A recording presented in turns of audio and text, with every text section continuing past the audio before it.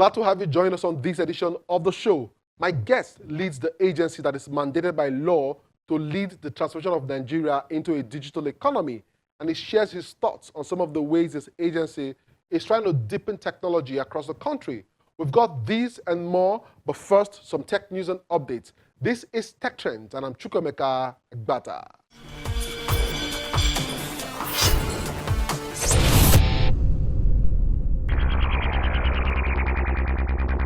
Technology makes things faster and more cost-effective, but it's not perfect. It requires you to be as flexible as you can be.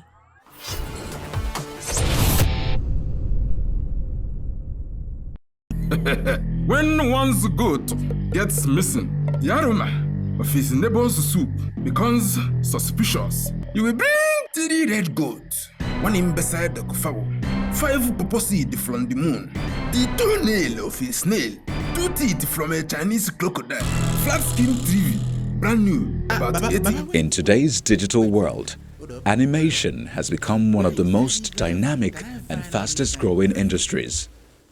But even though animation has been around for a long time, not a lot of people understand the concept and how it works.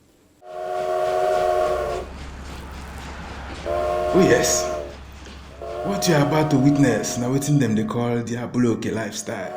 So, what does it mean? Animation is the capturing of sequential, static images, drawings or photos and playing them in rapid succession to mimic real-world motion. This creates an interaction between the viewer and animation itself. Well, animation is an art in itself, just like normal movie production, but is more of a synthesized kind of art form. Unlike you carrying your camera and going to shoot, in this particular case, everything is done in-house. So animation is massive. It's more than just, it's actually an extension. It's not just a genre in itself, it's also an extension of the normal movie industry. Well, everybody knows about how animation started from the works of Walt Disney. Before then, that actually existed. But in present age, animation has actually taken a much more broader scope from movies. There's no movie that is done these days without animation infusion.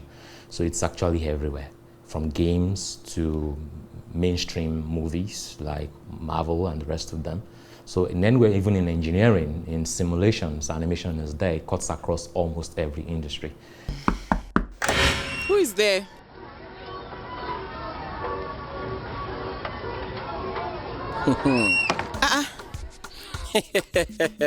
Rose. Oga landlord.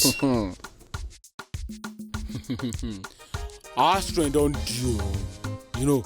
Animation in Nigeria is relatively smaller than the rest of the world. Although it might not be getting the attention it deserves, growth is sure, and the future looks promising. I started in the animation industry in the year 2000. That should be 20 years ago.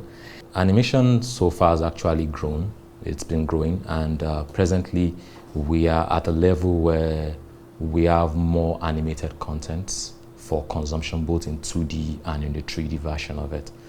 You would have more likes. People who actually launch their animation on YouTube actually are getting more likes. It's a content that actually has no shelf life, because animation can be watched at any particular time and it doesn't die. If, for example, like contents like Tom and Jerry, for example, even generations after our own generations will still enjoy it. So it doesn't have a shelf life, and in Nigeria so far, it's been growing extensively. All may seem well in the industry, but that's not the reality.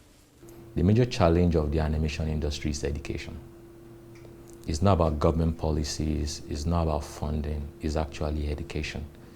Because it's very difficult for you to build an industry that is outside of what the educational sector can actually facilitate. So it's not money, it's not funding, it's education. Whatever the investors cannot provide solutions to, you can't find it in the economy. Without education, you can't have human resources for you to do anything with. Then aside that, we are now have government policies. Thank God for the new government policy, which is now up now in terms of tax reduction for SMEs. In terms of that, you have making anything less than 25 million naira on an annual return. You are free of taxes in actually the facials. Government policy is actually helping, but there's still a lot more that needs to be done. The government policy needs to be more channeled towards education. With a growing interest for animated content, churning out fully indigenous ideas for consumers is not easy. Well, Nigerians are large on local content. They are really large on local content. But because of the way local content are being produced, they are not produced at the best of their quality due to limitations in terms of the same factor, education. It's actually, you would find more people more tuned towards telenovelas rather than even consuming Nigerian content. And because of the same issue in terms of funding, people pay less attention to developing their content in detail, a reduced production pipeline, so that they can get the content out there quickly because of the funds, the costs involved in actually doing an elaborate scripting to production pipeline and also to distribution pipeline. But so far, consumption of African content is very, very low.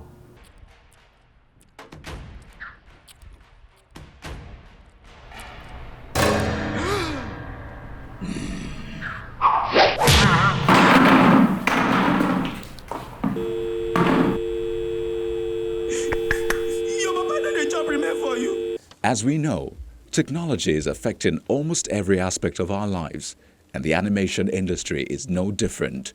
With increased technological advances, animators can now raise the bar of possibilities and hold their audience spellbound. Technology is everything in the animation industry. For example, thank God for the innovations of 2019 from the big companies like NVIDIA, the big companies like Advanced Micro Device, AMD. And it has actually changed the way things work a lot in the industry. In the early 20s, you would have, for example, like a movie like Jurassic Park. The first Jurassic Park was done on the Pentium 4. And each frame of the renderings took a week. One picture took a week to create. But now, on a simple laptop, you can actually render an entire movie on a simple laptop. The trends as 2019 practically changed almost everything for us in the tech industry, because without the innovations that are happening presently, from the GPU renders to the processor-based renderers to the real-time renderers, it's actually massive. It's a complete game changer for us. Getting talent is another challenge animators have had to grapple with. You can't do anything new without the appropriate talent. And that means education. It still boils down to the educational factor, because it's not just about the individual, it's also matters about the quality of the individual, the know-how of the individual, the attitude of the individual, then the quality of knowledge of that particular individual. Once there's a proper education, there's a proper educational system to facilitate that, then the industries will actually thrive. So talent is, for us, is a scarce commodity. There are a lot of speculations about where animation will go next. Advertising, virtual reality, TV entertainment, movies and 3D are some of the possibilities. But while the rest of the world is already moving far ahead, animators in Nigeria seem to still be exploring their potentials. You go hear this one. You think in a paradise you dey? Now, this is the story. Wait my share. Wait my share. I dey warn you. I dey warn you. Wait a minute. Catch him. Cool. I don't enter. I don't enter. Wait, I don't enter. What I do? I don't enter.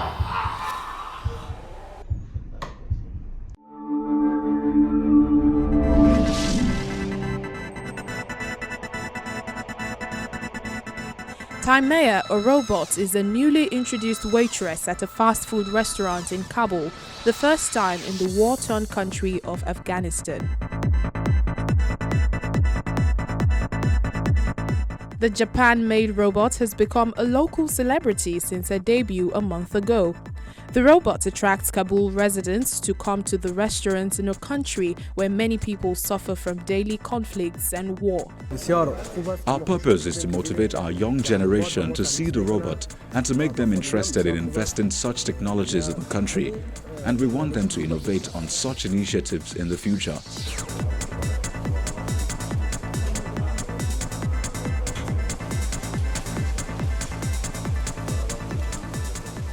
Timea brings the food from the restaurant kitchen to customers, and a particular electronic track is set to Timea to enable her to move to each table freely.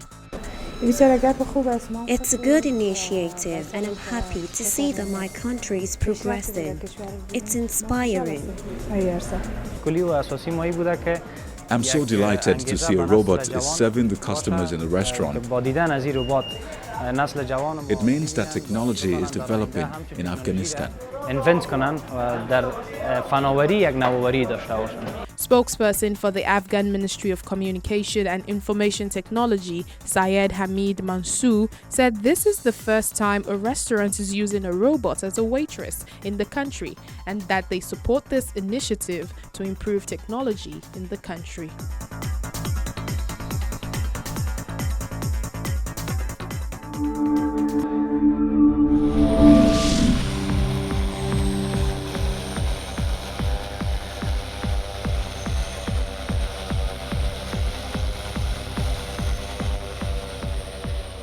Inspired at first by a desire to beat their city's notorious traffic, a group of Cambodian students has designed a prototype drone that they hope can eventually be used to ferry people from Phnom Penh and even help fight fires.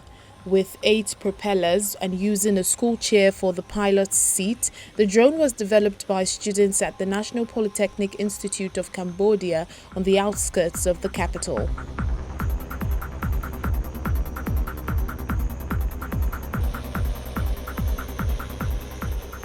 The drone, which its development team has dubbed the NPIC Human Carrier Drone, is currently at an early stage of development and testing. Equipped with 4 batteries, the prototype drone can carry a pilot weighing up to 60 kg and fly as high as 4 meters and for about 10 minutes. In Phnom Penh City, we have big problems related to traffic. So we did some research about this before building the drone. So we came up with this drone project.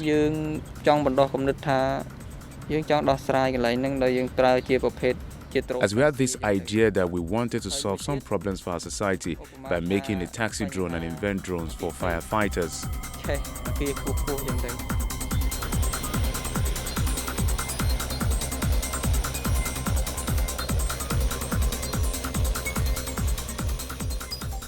The prototype drone has taken around $20,000 and 3 years to build, and the students estimate it needs at least 2 more years before it's completely ready and fully tested.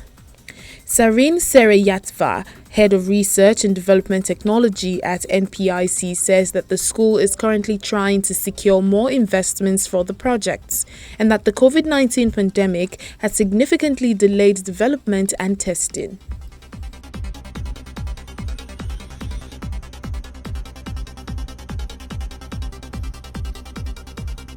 Once the prototype is finished, however, the school hopes that it can be applied to practical usage in everyday life. In principle, if we make one drone, the cost is expensive. But if we make them to sell on the market, the cost will go down because we have done our research. So when we invest to build one drone, then the cost goes higher.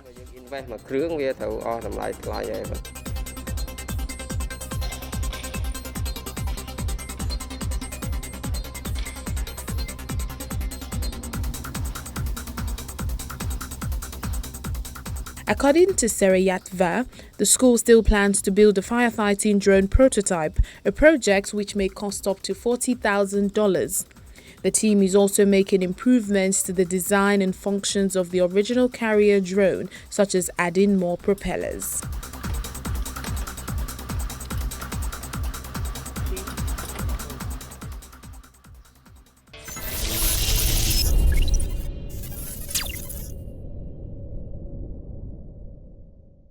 I caught up with the Director General of the National Information Technology Development Agency, Kashif Abdullahi, and I started by asking him what the agency is doing to harness the growing technology awareness and opportunities across the country. Enjoy.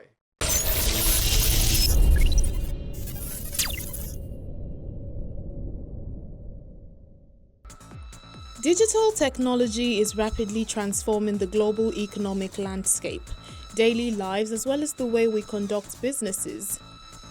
In Nigeria, the digital economy has fast become a key priority as the country makes strides to harness data and new technologies to strengthen its digital space. The National Information Technology Development Agency is committed to implementing the National Digital Economic Policy for a Digital Nigeria, with a mandate to create frameworks for the planning, development, evaluation, and regulation of information technology practices in Nigeria. The agency has made moves to drive digital inclusion, support small and medium enterprises, as well as safeguarding the data privacy rights of Nigerians, among others. We chat with the Director General of the agency, Kashifu Inuwa, on ways the agency is trying to deepen technology across the country and possible policies that can be adopted in the Nigerian ecosystem. We started the Inter-Agencies Committee. We have it for the past 2 years, looking around it. What is the best way to go about this regulation of the digital asset? So we don't want to rush into it to stifle innovation, because the way it operates in this world, the people in that space always trying to hack the regulation. So we don't want to be like we are trying to stop them from doing what they are doing. We want to work with them, allow them develop a use case. Then we'll look at the use case. Under whose mandate it falls? Is it under the financial that CBN regulate? Is it under the security that SEC regulate? Or is it under the general technology which NIDA regulate? So that's what we are trying to achieve with the strategic adoption. We don't want to just say, don't use this, don't use that, or you must use it this way. If you do that, that means you are stifling the innovation. We want to work with them, let them innovate, let them come up with the use case, create service, then we look at it. Who is the best to regulate it to safeguard consumer as well as the service provider? Because at NIDA, we see regulation as a way of protecting consumers as well as the provider. Because if you don't have regulation, one will cheat another. So we don't want to use regulation to stop you from coming up with innovative ideas. Okay, Digi, I know you mentioned a bit about startup and some of the schemes that you're creating for startups, but would we, because one of the biggest challenge still is the challenge of funding. Is there a strategy around that to make sure that the environment is more startup friendly? We have so many initiatives we are working on. One of it is we are working with MIT under one of the initiative, MIT REAP. REAP stands for Regional Entrepreneurship Acceleration Program.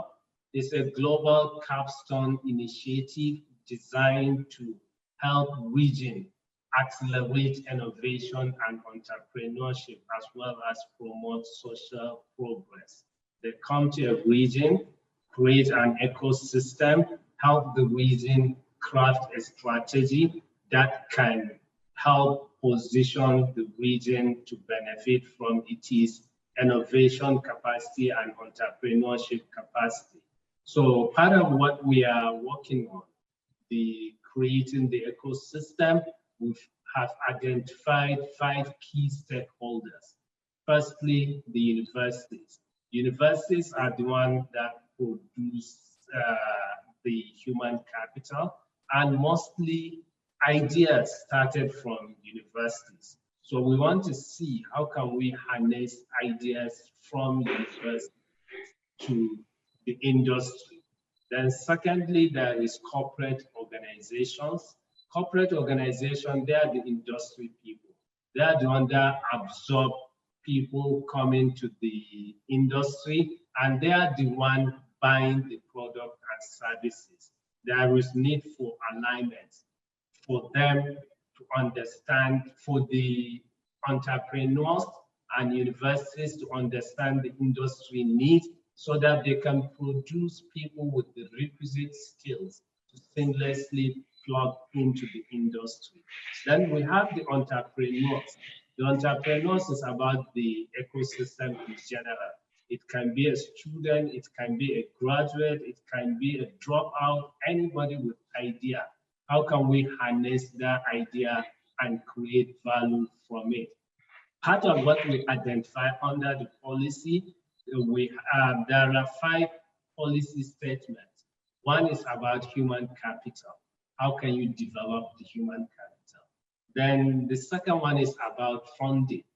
How can you fund these startups?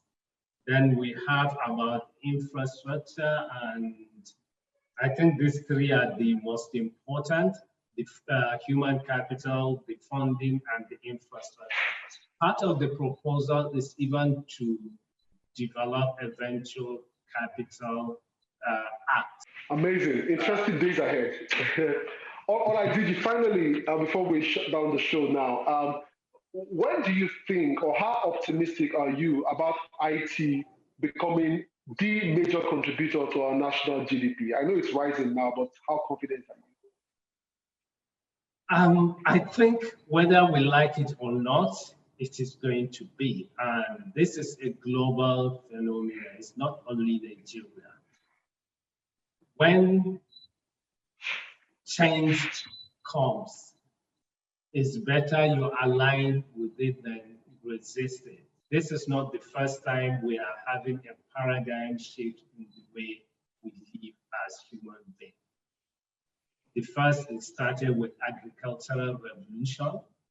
Before, human forage around for food.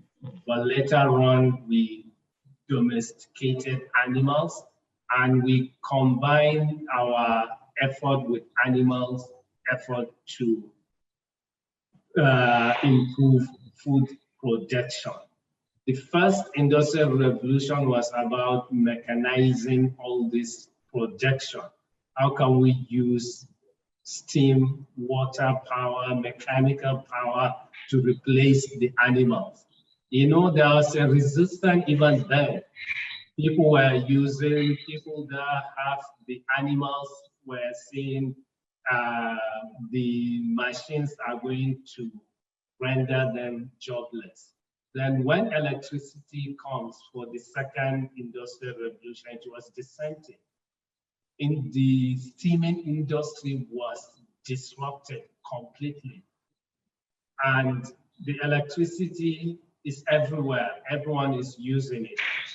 Likewise, the third industrial revolution, which was powered by electronics and internet.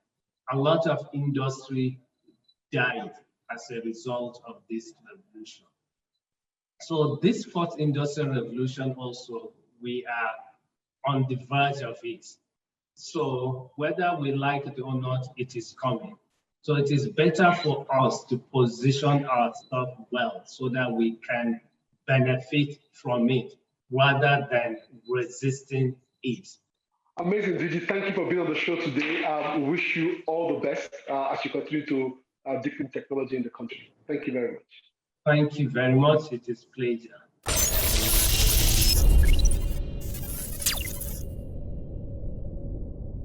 My guest has been Kashifu Abdullahi, DG of NITDA, who believes that the change technology has brought about is here to stay, and the best way forward is to adapt. Interesting listening to him talk about possible policies, particularly the proposed Startup and Venture Capital Act, which will be a good play for the ecosystem.